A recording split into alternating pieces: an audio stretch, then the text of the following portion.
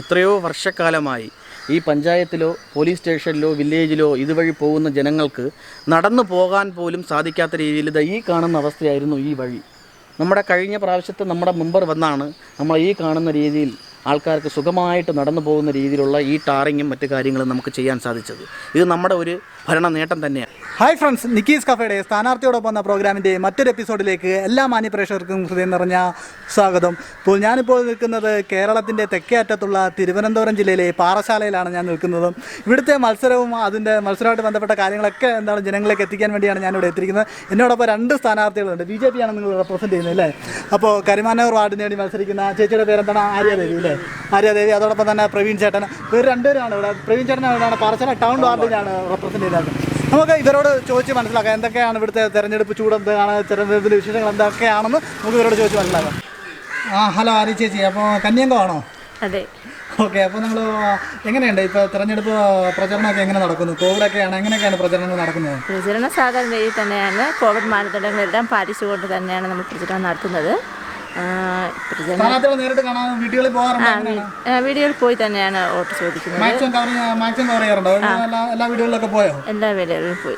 അതോടൊപ്പം തന്നെ എനിക്ക് മറ്റൊരു ചോദ്യം ചോദിക്കാനുള്ളത്, ഇപ്പോൾ വാർഡിനെ കുറിച്ച് പ്രശ്നങ്ങളൊക്കെ മനസ്സിലായോ? വാർഡിലെ പ്രശ്നങ്ങൾ മനസ്സിലായോ? അതോടൊപ്പം തന്നെ അടുത്ത തവണ എന്താണ് പറയുക, അധികം വാർഡ് മെമ്പർ ആകുമ്പോൾ എന്തെല്ലാം കാര്യങ്ങളാണ് ചെയ്യാൻ ആഗ്രഹിക്കുക? അതുകൂടെ നമ്മുടെ പ്രേക്ഷകർക്കിട്ടും വ്യക്തമാക്കാമോ?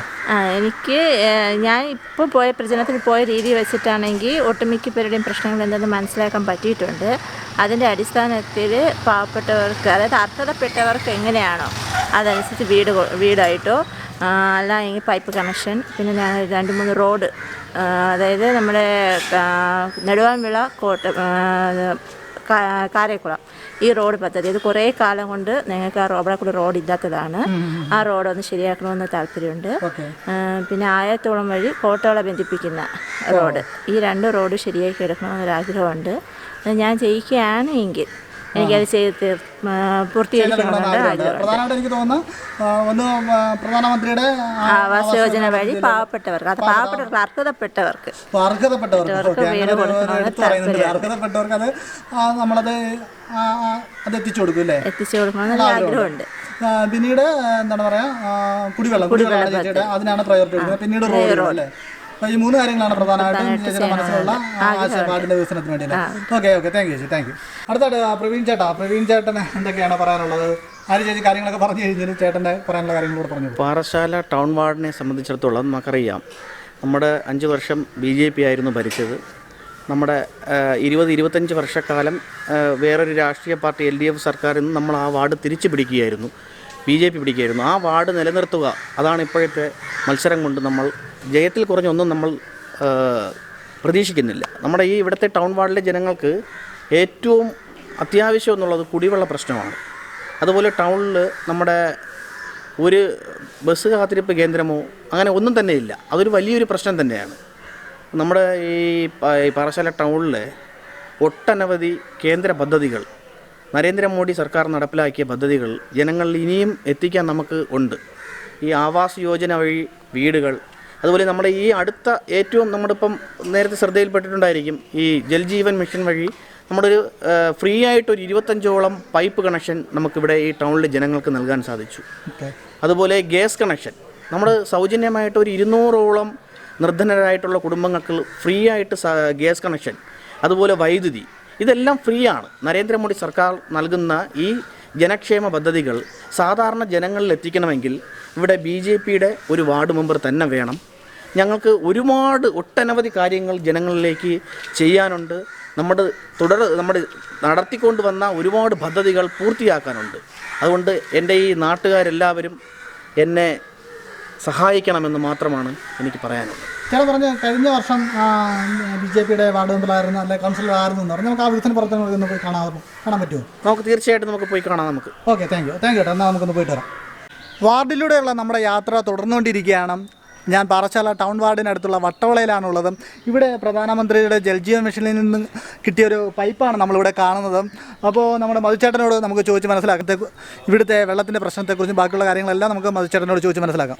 ചേട്ടാ, എന്തൊക്കെയാണ് ഇതിനെക്കുറിച്ച് പറയാനുള്ളത്? നമുക്ക് നമുക്ക് ഇത്തിരി വെള്ളത്തിനൊക്കെ ബുദ്ധിമുട്ടുണ്ടായിരുന്നു.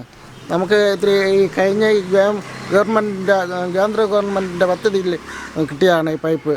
നമ്മളെ പഞ്ചായത്ത് കഴിഞ്ഞ മെമ്പറിൻ്റെ ഇതിലാണ് നമുക്ക് കിട്ടിയിട്ടുള്ളത്. BJP-യുടെ മെമ്പറായിരുന്നു. BJP മെമ്പർ പ്രീ കളക്ഷൻ ആയിരുന്നു. ഓക്കെ, ഏകദേശം 25ഓളം വീടുകൾക്ക് കിട്ടിയിട്ടുണ്ട്. ഓക്കെ താങ്ക്സ് ചേട്ടാ. ഞാൻ അതൊക്കെ ഒന്ന് അറിയാൻ വേണ്ടി വാലിഡേറ്റ് ചെയ്യാൻ വേണ്ടി എത്തിയാണ്. ഓക്കെ, വളരെ സന്തോഷം. പാറശാല പോലീസ് സ്റ്റേഷൻ്റെ അടുത്താണ് നമ്മളിപ്പോൾ നിൽക്കുന്നത്. നമുക്കറിയാം 20 വർഷക്കാലം കൊണ്ട് അംഗൻവാടിക്ക് സ്ഥലം അനുവദിച്ച് കിടന്നിട്ടും ഇതുവരെ ആരും തന്നെ അതിലേക്കുള്ള ഒരു പരിശ്രമവും നടത്തിയിട്ടില്ല. നമ്മുടെ BJP-യുടെ കഴിഞ്ഞ പ്രാവശ്യത്തെ മെമ്പറാണ് ഇതിലേക്ക് ഏറ്റവും കൂടുതൽ അതിൻ്റെ കാര്യങ്ങൾ ചെയ്ത് നമ്മുടെ ഈ കാണുന്ന ഈ ബിൽഡിങ്ങിൻ്റെ ഒരു തറക്കല്ലിടുകയും അതിൻ്റെ പണി ഇതുവരെ കൊണ്ടെത്തിച്ച് നമുക്ക് ചെയ്യാൻ സാധിച്ചത്. അപ്പോൾ ഇപ്പോഴും നമ്മുടെ ഈ അംഗൻവാടി സ്ഥിതി ചെയ്യുന്നത് നമ്മുടെ വാടക കെട്ടിടത്തിലാണ്. അപ്പം ഞാനിവിടെ ജയിച്ച് വന്നു കഴിഞ്ഞാൽ ആദ്യം ചെയ്യാൻ പോകുന്നത് ഈ ബിൽഡിങ്ങിനെ പൂർത്തീകരിച്ച് നമ്മുടെ കുട്ടികൾക്ക് മഴയും വെയിലും ഒന്നും കൊള്ളാതെ സുഖമായിരുന്ന് പഠിക്കാൻ വേണ്ടിയിട്ടുള്ള കാര്യം ചെയ്യുക എന്നതാണ് എൻ്റെ ആദ്യത്തെ ലക്ഷ്യം. ഈ കാണുന്നത് പോലെ നമ്മുടെ ഈ പാറശാല ടൗണിനകത്തൊരു 10-20ഓളം ഇട റോഡുകളുണ്ട്. ഈ കടയവടയിലുള്ള എല്ലാ ജനങ്ങൾക്കും അറിയാവുന്നതാണ്. ഈ റോഡിൽ കൂടെ നടന്നു പോകാൻ പോലും സാധിക്കാത്ത രീതിയിൽ ചെളിയും വെള്ളവും എപ്പോഴും ഒലിച്ചുകൊണ്ടിരിക്കുന്നൊരു റോഡായിരുന്നത്. ഇത് നമ്മുടെ കഴിഞ്ഞ പ്രാവശ്യത്തെ BJP-യുടെ വാർഡ് മെമ്പർ നമുക്കിതുപോലെ ഒരു 20ഓളം ഇട റോഡുകളിൽ നമുക്ക് ഇൻ്റർലോക്ക് പാകാൻ സാധിച്ചു. ഇനിയും ഒട്ടനവധി റോഡുകൾ നമുക്ക് ഇതുപോലെ വളരെ നല്ല രീതിയിൽ നടന്നു പോകുന്ന രീതിയിൽ ഒരു ജനങ്ങൾക്ക് നടന്ന് സുഗമമായിട്ട് പോകുന്ന രീതിയിൽ ചെയ്യാൻ വേണ്ടിയിട്ട് നമുക്ക് ഒരുപാട് റോഡുകൾ നമുക്കുണ്ട്. അത് നമ്മോട് വന്നു കഴിഞ്ഞാൽ അത് പൂർത്തിയാക്കും. ഞാൻ പറഞ്ഞ 2 റോഡുകളിലാണ്. ഒരു റോഡാണ് ദൈ കാണുന്നത്. ഈ റോഡും ആയത്തുളത്ത റോഡും, ഈ 2 റോഡും വേണം ആദ്യമായിട്ട് വികസനം ചെയ്താൽ മാത്രമേ ഇവിടെയുള്ള കർഷകർക്കായാലും മറ്റുള്ളവർക്കായാലും ടൗണിലേക്ക് കയറാൻ എളുപ്പമാർഗമായിട്ടുള്ളൂ. ഇതുപോലത്തുള്ള നിരവധി റോഡുകളുണ്ട് നമ്മുടെ വാർഡിൽ മാത്രമായിട്ട്. ഞാൻ ജയിക്കുകയാണ് എങ്കിൽ എനിക്ക് ആദ്യമായി ചെയ്യേണ്ടത് ഇവിടെയുള്ള റോഡുകൾ ശരിയാക്കുക എന്നുള്ളത് മാത്രമാണ്. അതിൽ ഒന്നാമത്തെ റോഡ്, ഈ റോഡ് 10-12 വർഷം കൊണ്ട് ഈ ലെവലിലാണ് കിടക്കുന്നത്. അപ്പം ഈ റോഡുകളൊന്ന് നേരേക്ക് എടുക്കണമെന്നൊരാഗ്രഹമുണ്ട്. ആ ആഗ്രഹം സാധിക്കാം.